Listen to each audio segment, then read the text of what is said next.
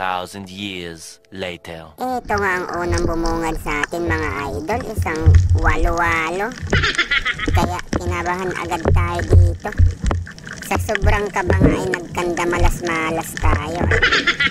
Puro sablay tayo sa mga isda. Nanginig yung kamay natin ng malala. At ito na nga yung una nating sablay mga idol. Isang dalagang bukid ang una nating nakita. Nagpahabol pa nga kaya sinundan natin. Ngayon no, nakaiwas. Ito yung pangalawa nating sablay.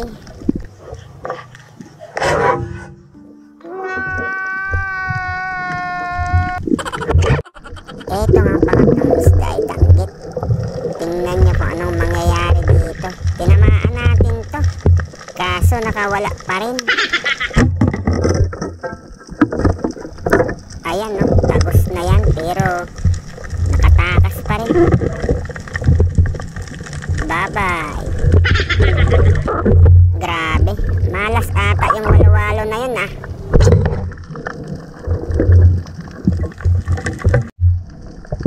Ito pa ang isa, manipis naman.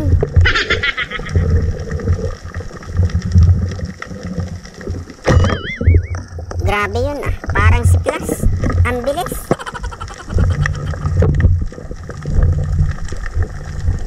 Ito pa, dumagdag pa to. Isang dalagang bukid ulit. Kukunti na nga ang isda sa spot na to. Hindi pa mga tinamaan. Meron kasing lambat sa malalim kaya walang sampa ang mga isda. Kukunti. Itong mga matambaka na ito ang iila pa. Akala ko nga wala na akong mahuhuli sa spot na to kasi nga may lambat sa malalim. Buti na lang may mga nakalusot na pusit. At ito yung una nating pusit mga idol. Hindi na natin papakawalan to. Abay, masisiro tayo.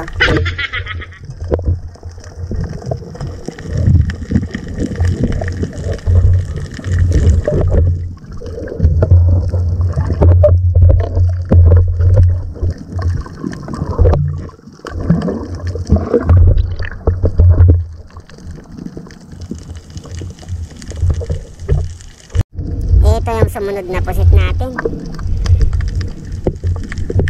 Nagpahabol pa nga.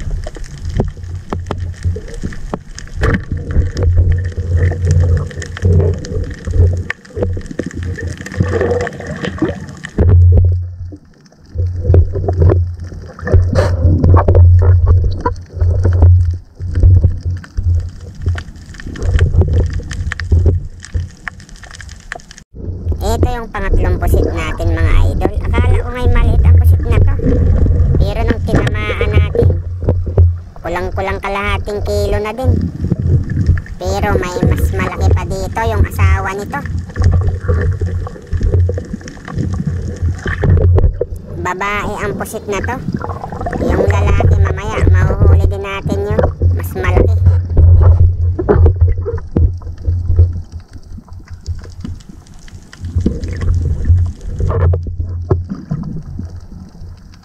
Ito na mga idol, yung asawa niya. Ang laking pusit nito. Umabot lang naman ng 7 guhit ang pusit na to.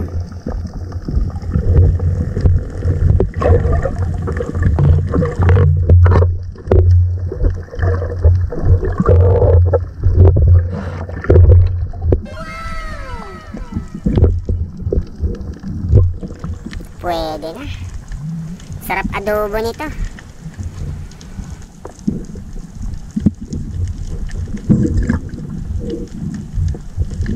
Nadagdagan pa nga yung pusit natin.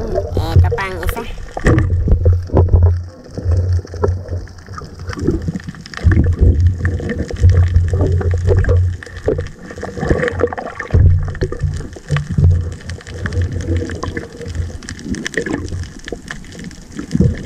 Ang ganda ng kulay nito. Ayan no. Ito na yung huli nating pusit mga idol.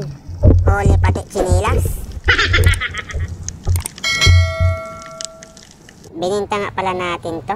Ang dami kasing gustong bumili kasi sariwang sariwa pa.